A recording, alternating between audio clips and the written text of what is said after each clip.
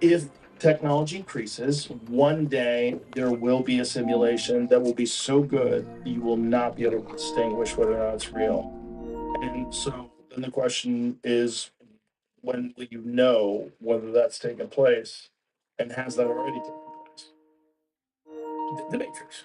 Yeah, Essentially what the Matrix was. similar. But that's that same thing I was saying about the Dick Tracy watch. Where did that come from? You know, this Tracy watch seems kind of obvious. It's a square. Yeah, but I'm just still Like saying that your TV's a square. those watches were It's square. not to get stuck. It's because it's crazy. In sci-fi, like it's a square. Like think of the Jetsons. With the somebody, I mean, we talk about people doing jobs and designing cars. Who sat around and said, okay, let's make up this movie where you take the pill in the system, you're out of the system, you plug it in the back of the head, you grow energy, you are the energy source now. Like we use cows for grinding grain. Like we gonna become that and so forth. You think about that? Was that Matrix 20 years ago, 25 years ago? At least. It's pretty advanced. The Matrix is the 90s, right? What year was that, Jamie? 95? Once I really admit 99? But still, Yeah. what we also AI we can look at and go make sense. I'm sure they wrote it even earlier than that. So yeah, and back then no one had any. I mean, so if you deal with 99, that's the infancy of the internet itself. You know, if the Pretty internet big thinking. About last day human talking about something the other day. It's got a book in 1960 called The Man-Computer once I really Symbiosis. admit that Is a is early idea, but they're kind the of concept of a human computer collaboration, this is 1960s, where computers would augment human capabilities in decision making and complex tasks.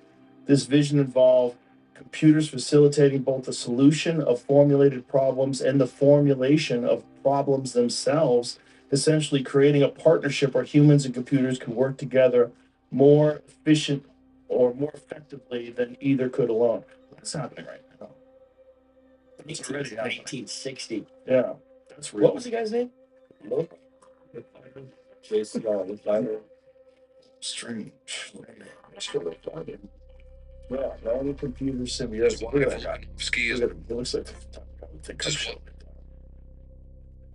Oh, who's here? Yo, Ninja. Trolling for prostitutes, too. Ninja. I mean, maybe he did. That's likely. Sure he did. It looks like one of those guys.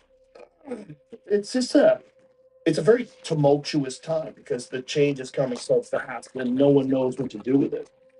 And there's not enough laws to really stop it. And even if you did have the laws, China's not going to stop. Russia's not going to stop. And who do you go to for an answer? I mean, it's like there's so many people that are so susceptible to it, and it's just free will. I mean, it's out there, and people don't even know how to harness it or even understand what they're getting duped into or whatever the case may be. Some of the things that people put on the internet, they have lived it, but to do it. I mean, it's not going anywhere. Well, this is all surface stuff. The really crazy And stuff. all my friends and family are right beside me. Alternative technology, alternative I'm on power my way. sources. It's going to get very, very, very strange. To achieve greatness. Inside of our lifetime. People are just gonna move forward. It's not going to make you a yummy sandwich. Give them time. You think? There's something about handmade things people are always going to enjoy. Human beings know that it's like when you go to a nice restaurant, you have a nice meal. One of the things you know is that a person did this. It's part of it. Damn, they nailed it. When you're eating a perfectly cooked steak, this guy nailed this. Well, it's listening to, it depends on your kind of music, but listening to music when somebody's up there riffing a guitar versus somebody making it, it's 100%. Oh, yeah, for sure. Yeah, you're experiencing the person perform. You're watching someone up there jamming. I think the big thing in food, like one of my positions on it, and I always tell people, oh, you're the guy that does that show about deep fried cheeseburgers and pizza. I'm like, no, you don't watch the show enough if that's what you think, because I'm super opinionated about, not opinionated, but I have a real responsibility, I think, to show the profile of food in the world, in the United States. And we've got to get our shit straight about what we're eating. We can't eat this processed food. I mean, processed food is, you're not eating it. I mean, we got to eat the basics and eat great food and eat great food made correctly. Something that was made a long time. Don't get me wrong. There's a place for everything. There's a place for fast food. There's a place for things that are pre-made and so forth. But it can't be everything. People need to eat better. And you being a hunter and myself, I talk to people all about it all the time.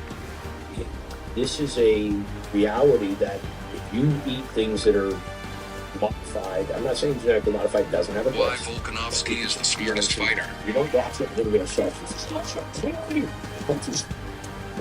where's the heart attack? Where's the stuff that was plaguing us for so many generations? And now this cancer thing, I lost my sister to cancer, I lost my dad to cancer. That's run into more people on a daily basis that are, stricken with cancer. And I think the type of food and what's put on the food is a big play. So it's definitely a factor. There's a lot of factors. There's environmental factors, there's toxins, herbicides, pesticides. There's a lot of different factors. So I was just reading this thing about golf courses, or watching a video rather on golf courses, that if you live within a certain radius of a golf course, you have a much higher possibility of getting Parkinson's disease. oh shit. Yeah. Oh, here it is. Parkinson's risk higher for those living close to a golf course. What does it say? 126%? Wow. So found people living within 1 mile of a golf course have 126% higher risk of developing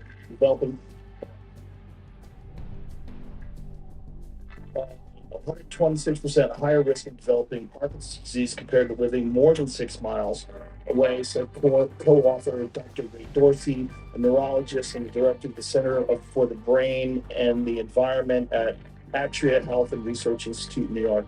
This isn't the first study that links Parkinson's disease with pesticides. This just adds additional evidence that this isn't just happening among farmers. This is happening to people living in suburban areas that have an increased risk of getting Parkinson's disease simply because of where they live. That's crazy. We're not the ones to bring the pesticides. It's like secondhand smoke. Or just basically breathing it in or consuming it in the water that they drink it. I met a guy once that he had bone cancer, and he had one of his bones in his leg replaced with a rod. And he said that there's an enormous percentage of people in his neighborhood that had bone cancer and all kinds of different cancers, and it was all linked to his golf course.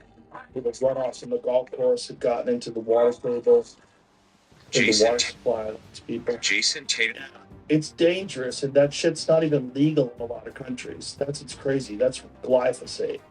And that is not, I think they're leaking this golf course thing to glyphosate as well, aren't they? It's pesticides in general. I'm even looking at now, so there's like the contentiousness study. But I'm trying to see what the contention is. You know what's spooky, man? It's like there's a lot of rich folks living on golf courses, and they think like, "Hey, what a great life!" And are you opening? I wonder how many more of those fuckers are getting Parkinson's disease because of that. Scary shit, man. You think about the other countries. We don't talk about a lot in our country about what they ban in other countries. And just how they're holding the line. Remember when I lived in France, there was everybody outside of Paris, a town called Chantilly. We call it Chantilly. It's the term Chantilly lace, Chantilly cream that comes from. But I remember I was there, I was 16, and I went with my parents, and I'm like, food just tastes different here. I mean, I don't care if it's a steak and a potato. It just tastes different. I mean, like, because it's grass-fed steak. It was. They don't have great steak over there. I noticed that the first time I went to Australia. Steak, I'm like, this tastes like game. Crazy. We didn't have this like because we go to school. The lunch that we had at school was I lived in this this boarding house. I rented a room from this family. They were terrible cooks. And you'd think you go to France, everybody cooked good. But anyhow, I went to high school. I looked forward to lunch at school. It was the best school lunch in the world. You'd sit at a table like this. There were 8 kids, and they would come by with a cart, and they'd put down a hotel pan full of, whatever vegetable, whatever starch, whatever meat. We'd sit there, and we had all the French bread we could eat. And it was just like, I looked forward to it so much. It was such great food. And I just never got it. Well, and then I got older and started cooking, and I kind of like, so funny thing was, I went back to France 25, 30 years later, took my oldest son, Hunter.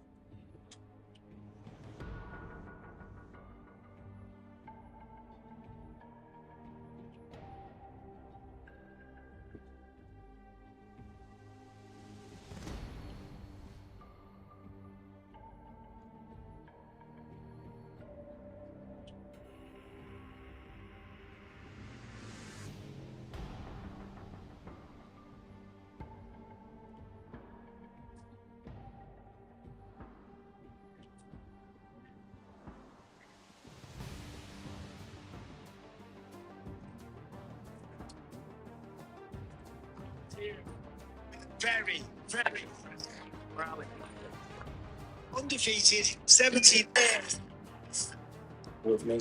We did a poll. Yo, low key. 14 cities in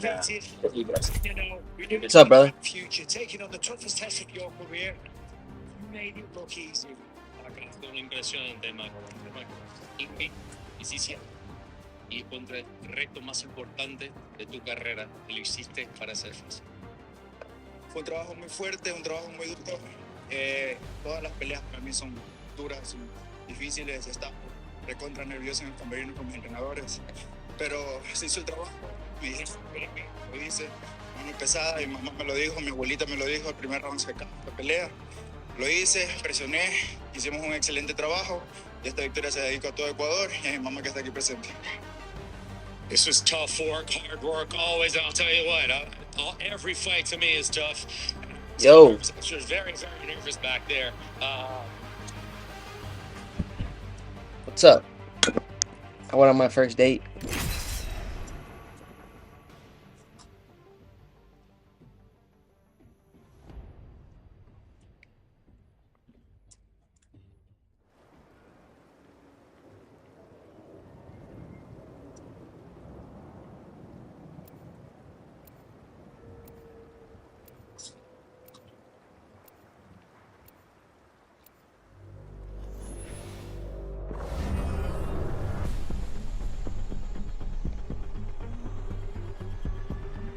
I'm alright, bro.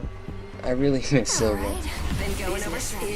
And I got asked, why do I have pictures of her on my Instagram if we're not dating anymore? And I thought about that too.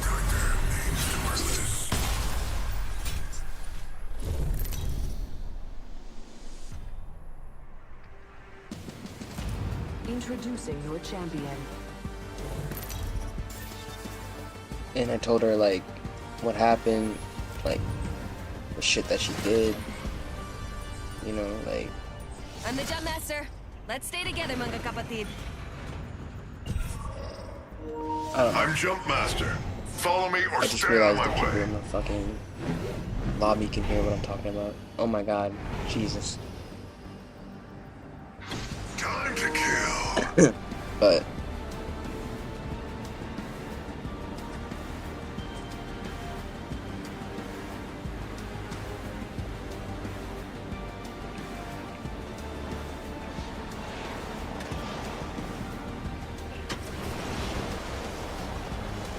Enemy landing over here. Can't wait to see them bleed.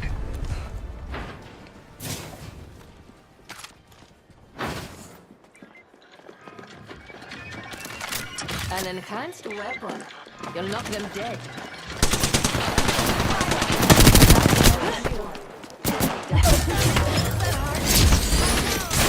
Taking shots here. Amping you up. Grenade!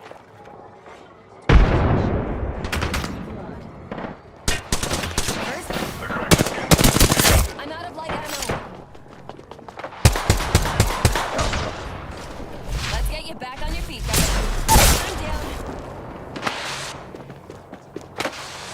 Enemy here. Crack the skin search shield. I'm out of heavy ammo. Evo harvesters are now available. Light ammo here. Alternator here. Death wish. Down one.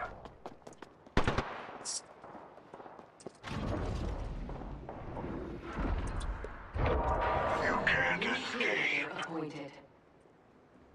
There's a new kill leader. Okay. And it isn't me. Absolutely, Loki. Absolutely. You're gonna want to see what I can do. I'll see you soon. You're better off dead, but I could use the cover. Recharging my shields. Recharging shields. Amping shields. I hope nobody's noticed my shields need recharging. I should go around. Taking shots here. Catching fire.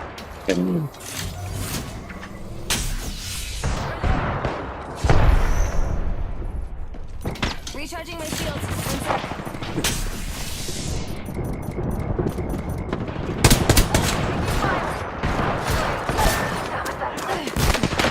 no way. Ain't no way. Oh my god. Grenade, look out!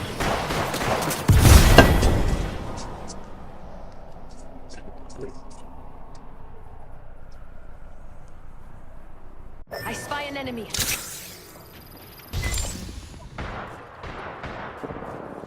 Got an upgrade. Feeling full of life. There is a new kill leader. New kill leader? Interesting. This way. Let's go.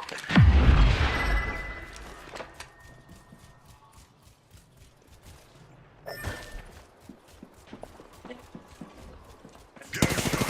Someone's got a death wish. Pick me up.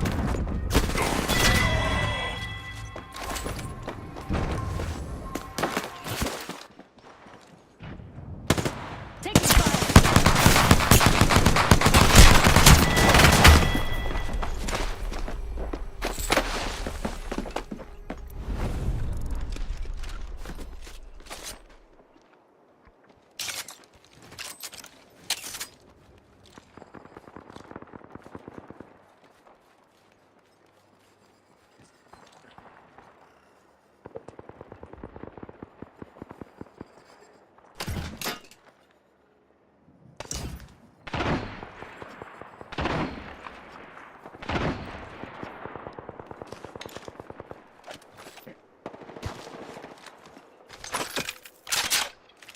That was an L. Took the L there.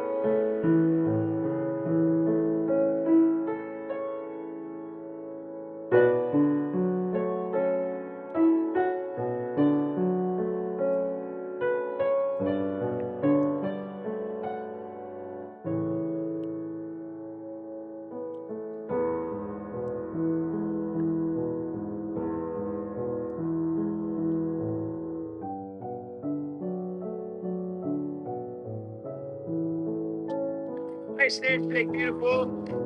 Let's get on his head. Yeah. Watch the slide by.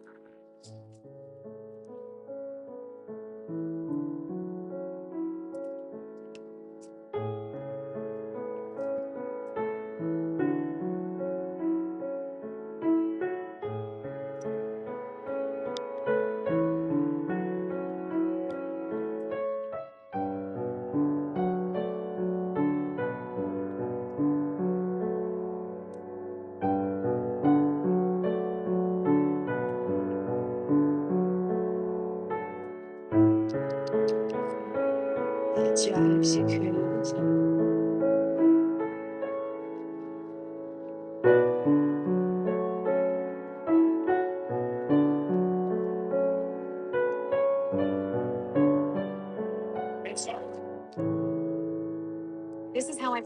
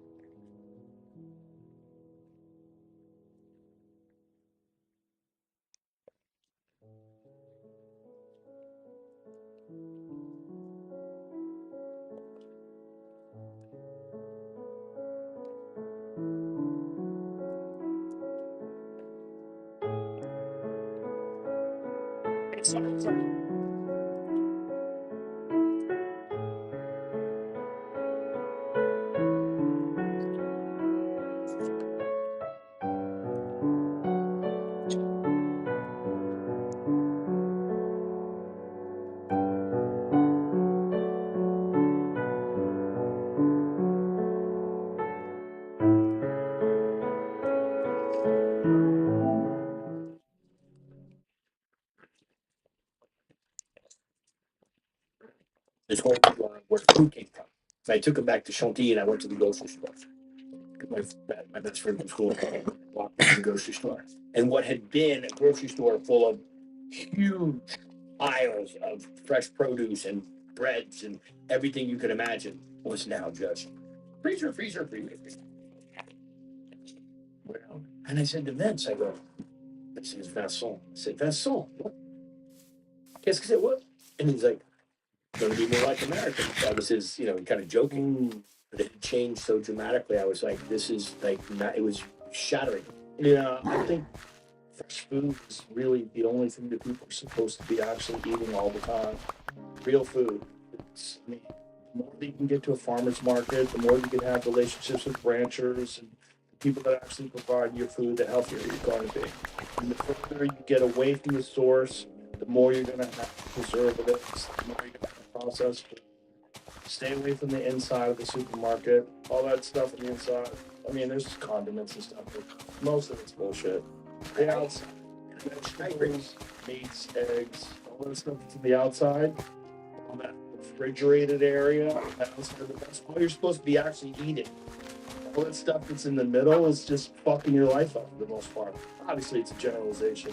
Plenty of good stuff in the middle. Yeah, and I think that there is circumstances. Not everybody has the same budget and so forth, but I do believe that the reality of it is education is a big thing. Education for people about what to do with real food and how to handle it and so forth. And, I remember home ec was a great class when I was a sophomore in high school. Home ec, I took home ec. It was, almost all girls.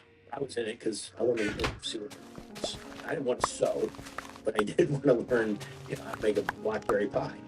And I just think those simple fundamentals should still be something that are taught in schools, like just how to make a roasted chicken. Yeah. Like give them 6 months of roasting chicken. How do you cook a potato? Just the basics. Because there's a lot of people that, my son included, my son Ryder, we did a crash course. I always made him cook with me in the kitchen, but it was usually grudgingly. He'd make things that he liked to eat. Pizza, tacos. But even that little thing, like how to sear a steak, what's done, what's not done, what's overseen, what's done, those things. We're missing that. So you said go to AI food. I mean, scary shit. Yeah, we've been bamboozled, and corporations, the same corporations that used to, still do own tobacco, these big licensed food corporations. And then they start, this is something that RFK Jr.'s talked in depth about. They started using the same tactics to get people hooked on these processed foods. And these processed foods are essentially designed to make them incredibly addictive. And they're cheap. People just consume them en masse, and it becomes a large percentage of the calories you take in. It's going to take a long time for people to adjust and switch away from that, because it's easy to destroy something. It's very hard to build. They've kind of destroyed our health. But it goes hand in hand, because when you start thinking about this cancer thing and how devastating it is, like, you can't really stop this. And then you listen to some other sides that'll say, big business. You don't make money scaring people. It's one and done. It's over. It weirds me out. But I think that we have, you've got such a massive platform. And I talked, you heard my little pitch there at the beginning of Food Network, real food for real people.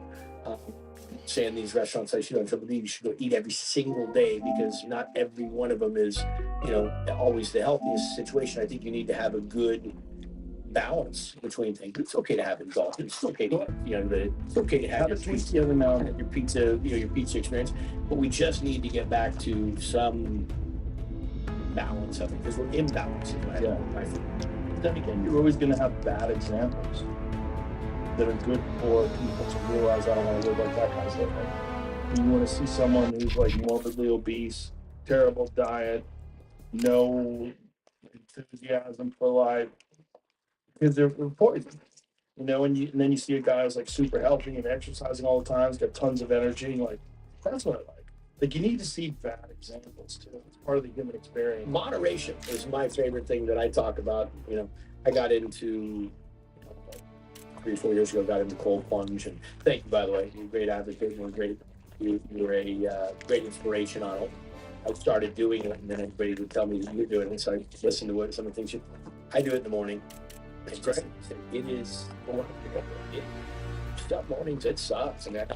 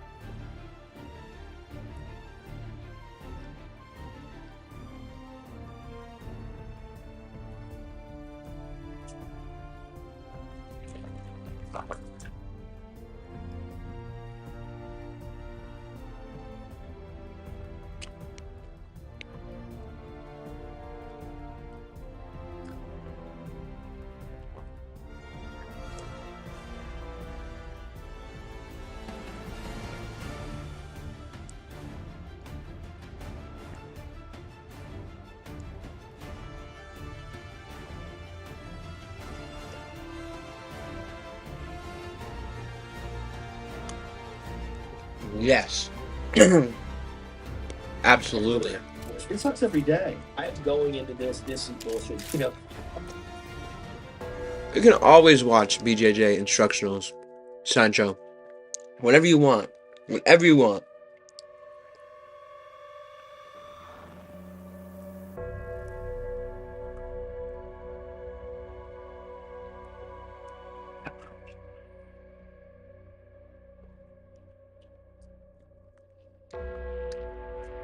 Oh my god, that's awesome.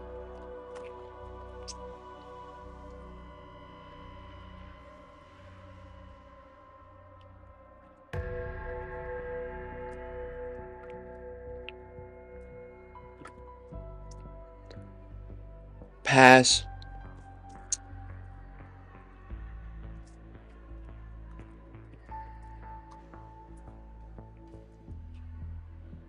To become.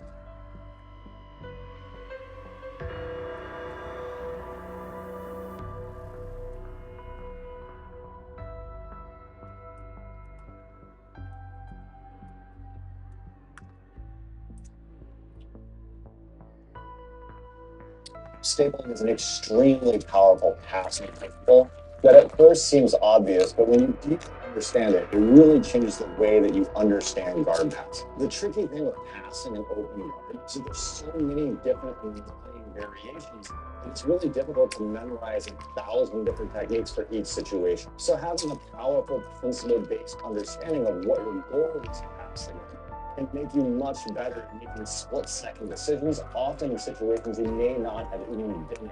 So there's two main types of pinning. There's a shoulder blade pin, and you lock both of your opponent's shoulder blades to the mat, locking his upper body to the floor, which is very necessary for attacking upper body submissions. The second kind of pin is... What's the link? Yeah, post the link in the chat.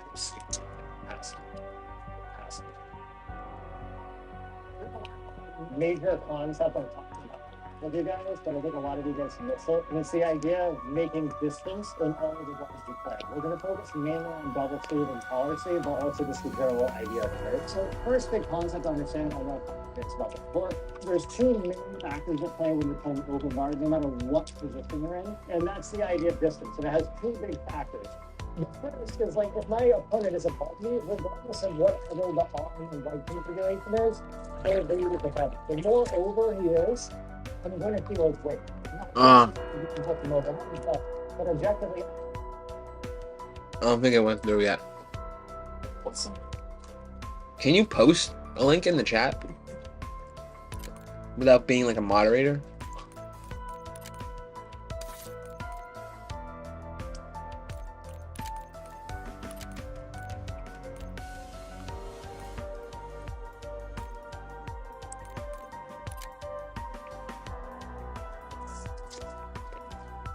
Is it on BJJ Fanatics?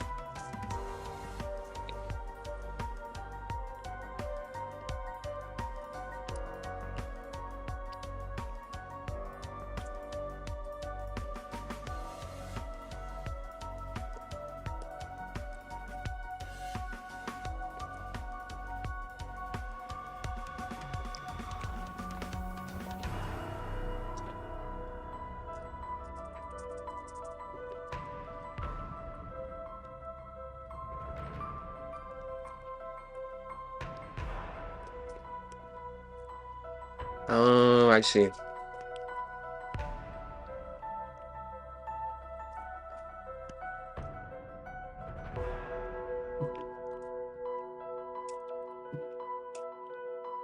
How to Perfect Your Guard Passing No-Gi by John Donaher.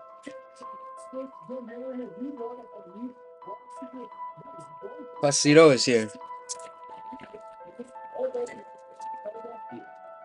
And it's funny, all amazing, like this thing, all these knowledge, all the guard passing for no view. I think it's something that everybody would need to learn. So can you help in the work?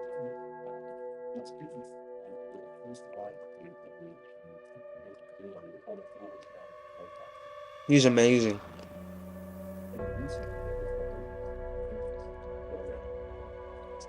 He lives close here, actually, in Boston and stuff.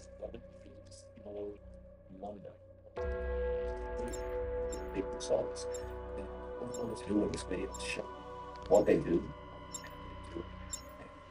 how awesome game. I do believe awesome game is substantially different.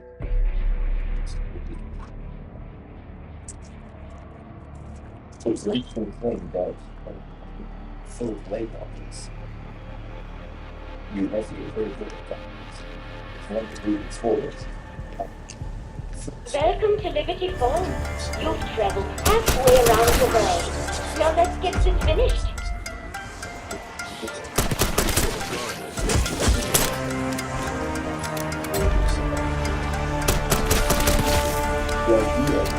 What the heck?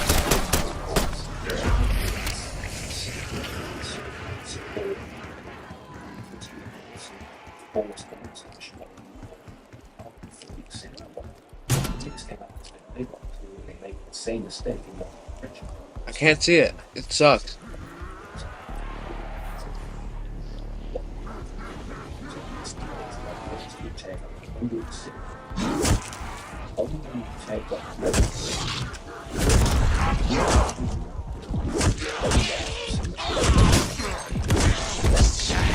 You don't get rid of me that easy.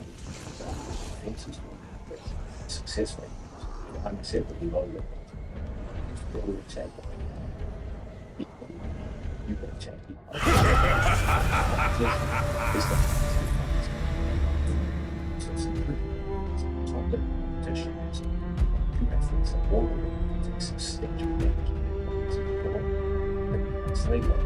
substantial damage in one's blood.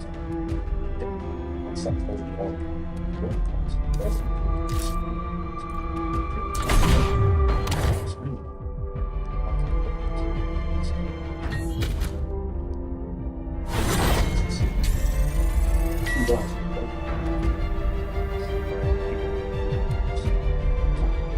It's like not the right line.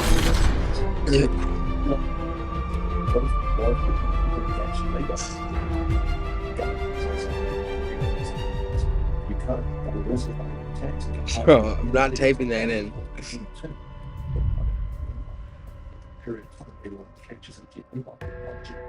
So God wants it to become what were the things in the words? Four scenarios in which answer has to exist.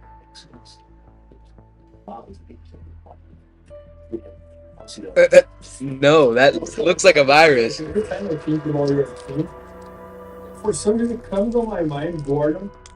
He was the leg locker guy, and everybody was scared about leg locks. Then in the ABCC 2017 or 2017, he was passing every Warriors guy. So, yeah, and I think I heard someone saying that he was so much worried about the leg locks that he even forgot. And then I think it was Bahal. He was so much worried about these leg locks that he was, and then nobody was expecting that. So.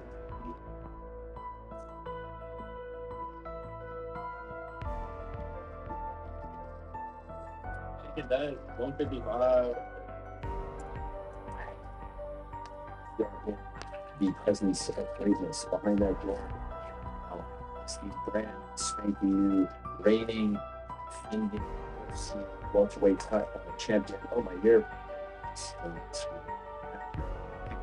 Why? Because he is the man known as Giacomo. He's the man known as Don Giacomo. He's the man known as JDM, as Jack Della Maddalena. He's the pride of Perth. He's the brand new champion. Congratulations. You just stay calm. Hey, Jim, how are you? He's outside. Yeah, this is incredible. In front of us right now. This is the first time we've ever met in person. Yeah. You come on the show to get 4 a.m. Yeah. UFC welterweight champion, Jack. I know, it's just something down. No, I mean, in a way, I feel like house. It's just been a freaking did it. Yeah. What has life been like for you? Since Saturday. Oh, it's been good. A lot of my friends came over. Some family came over, so just been seeing them.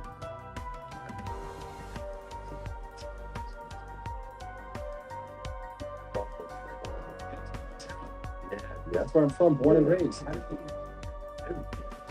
Yeah, it's a great city. Great city, Canada. Never. I went to Montreal once. Yeah, I was actually outside.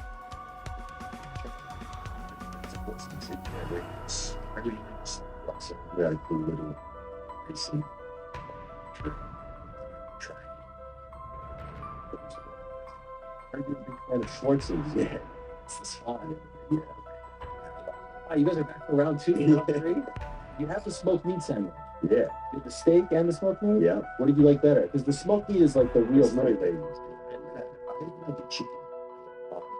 Chicken, but Have you ever tried to eat like that? The smoked meat is very like Montreal. it was pretty unique.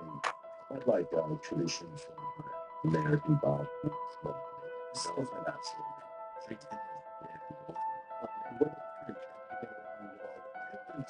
yeah, I don't know any. I guess everyone's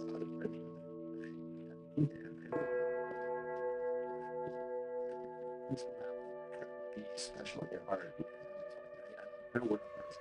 This place is special. What a performance. And you know, it's an amazing thing because I went on this mini rant yesterday about one thing that has bothered me after that is this sort of like analysis and narrative. Because I feel like a lot of people are saying Bilal didn't shoot enough. He didn't try to take you down enough. Stats, 9 takedown attempts. He landed 3, 4 on the back end. Historically, that kind of falls in line with his highs. Like his most takedowns were 13, it's in that range. And I feel like when people say that, they're not giving you enough credit. It's not like he can just waltz in there and take you down. You are long, you are strong, you have great takedown defense and great scrambling. Like this idea that he was just going to walk in there and go to you is very disrespectful to you, I feel like. And I don't know if you've seen any of this and any of this has annoyed you at all, because it kind of annoyed me, because I was thinking that a lot of smart people sort of misread the way this play actually played out. Yeah, I haven't really looked into it too much. But yeah, I think.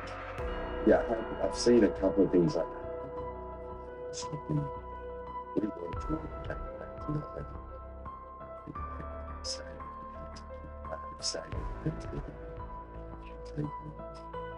changing stances and this kind of the middle, like teams, ton of combinations this way. Like you gave him no opportunity to close the distance.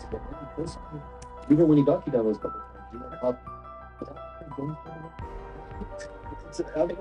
Yeah, he's like, he helped me a lot. He's a smart guy, and he was. So just he didn't come in. Not really changed my whole style.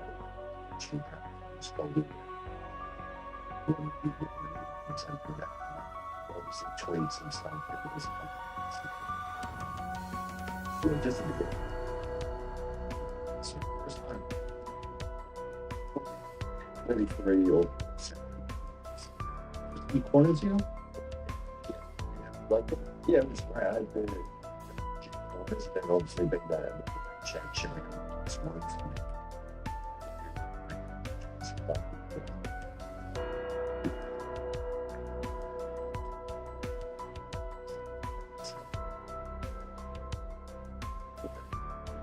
Did you feel like Bilal respected you, or did you think that's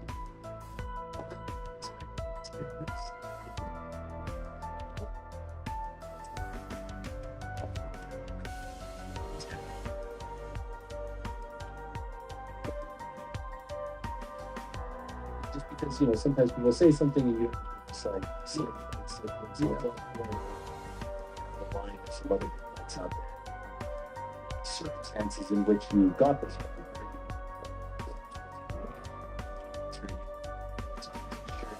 the vibe, and it's like you didn't have to struggle like I did. I mean, that's what he was saying. sold the toolkits.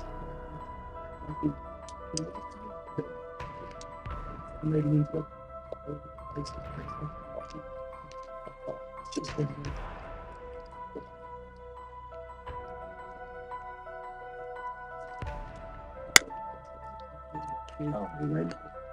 the only thing that surprised you about him.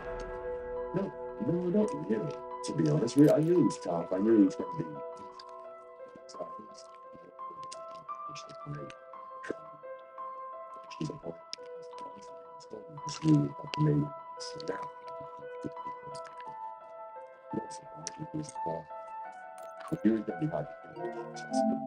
Nice, a good fun.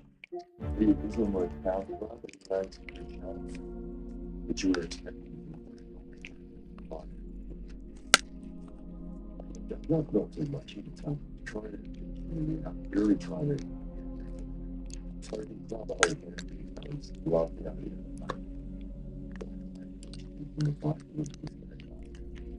You just couldn't nasty today, so I can get. Wow, yeah. So, yeah, that's all. You gotta find the clip what is it? Ping the cut? He pinged the cut. But that, I mean, I think I've seen some talk. I actually just tweeted incredible. Someone DM'd me and said to put it on a t-shirt. Have you guys? Yeah, I'm going to take it. Yeah, making it. Yeah. This young man, Daniel Bradshaw. Yeah. Coach Baker's keeping the cut. It's happening. Look at that. Wow. It's good. This is good. Thanks.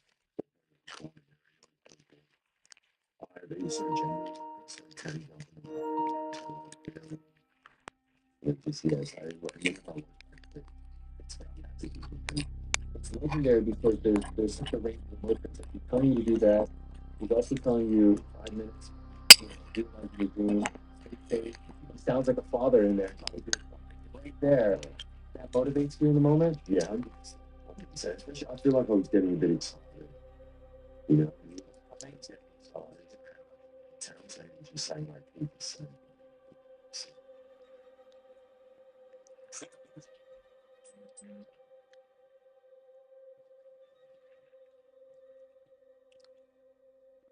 What's going on, guys? Welcome.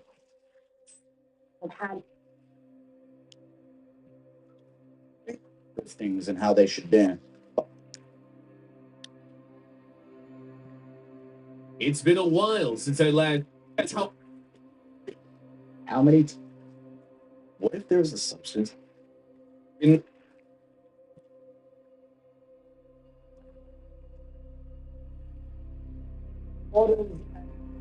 Sub.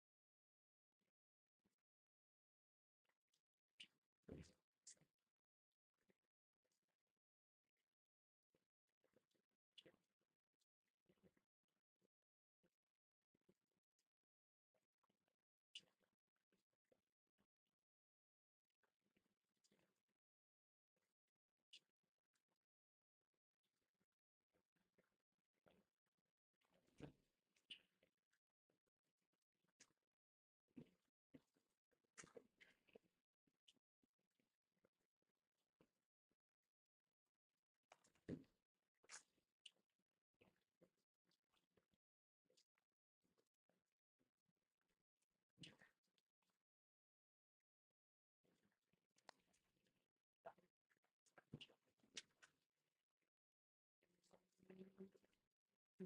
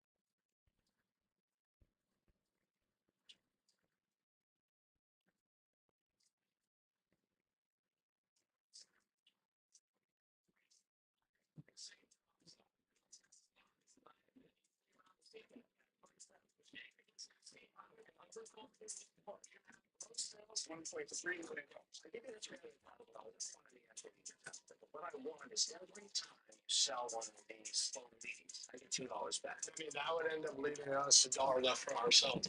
Easily make you millionaire. I'm going to offer you the $300,000, and I'm going to ask for 20%.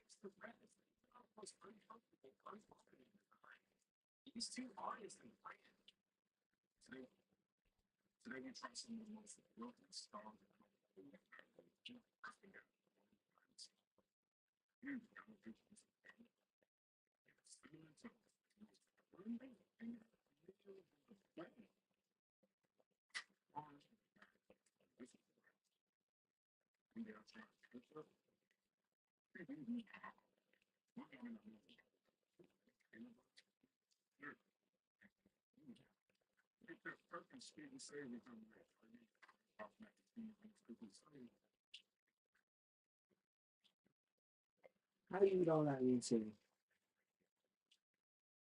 Sitting.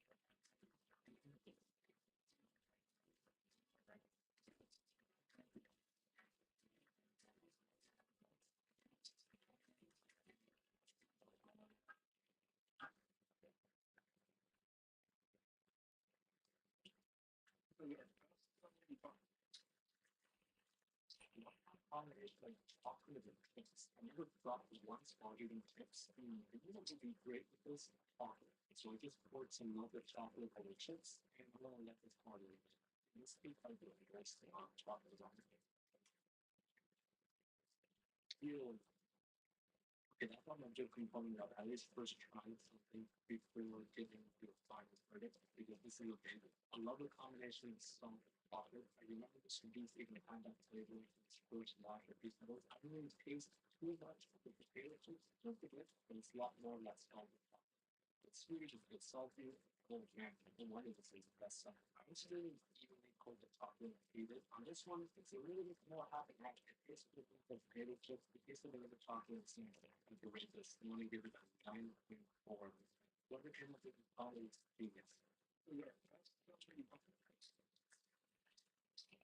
combination of chocolate. We're in Florence, Italy, the sandwich capital of the world, trying the best sandwich shops in the entire city.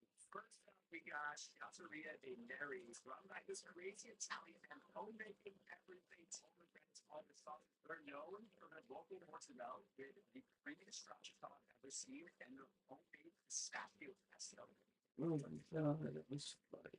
The stracciatella is so insanely creamy. It almost gives the sandwich like a milky aspect in a good way. But the key to this sandwich is the bread, crisp up, and the pizza. No one else in Florence did that. So we got Izzarelli with some nice white duo, and they somehow made it be this yet crispiest homemade Tuscan ciabatta bread, and not to mention all of their meats and cheeses are lovely sourced from Tuscan barn. Some of them even kind of good.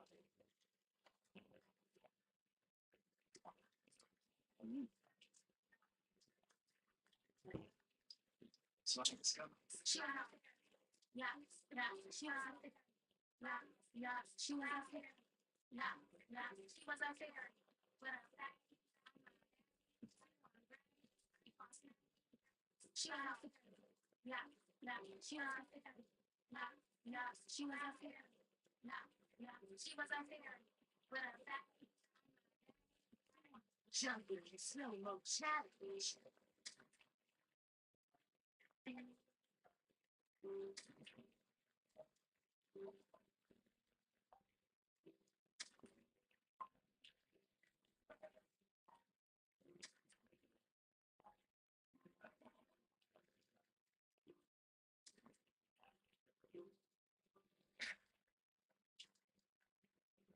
You can imagine what their brain is doing.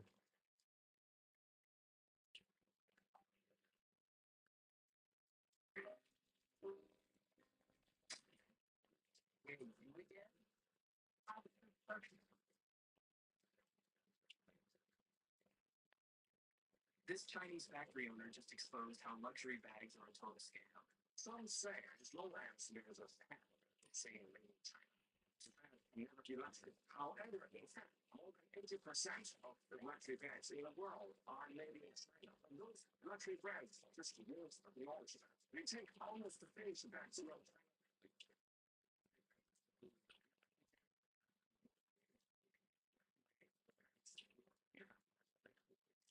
Making easily now.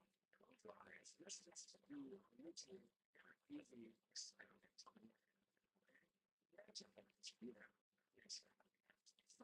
When we change from making cost into making everything else like lemons, flavor, and there's something feel like it's not as if you feel it, in this lab, it was a lot more people this lab, it was a lot more.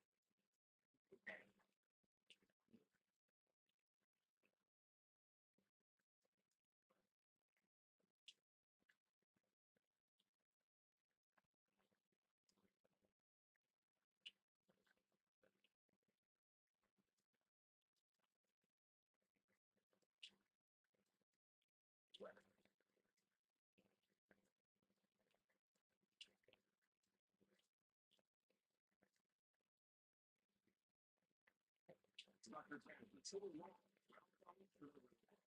This Chinese factory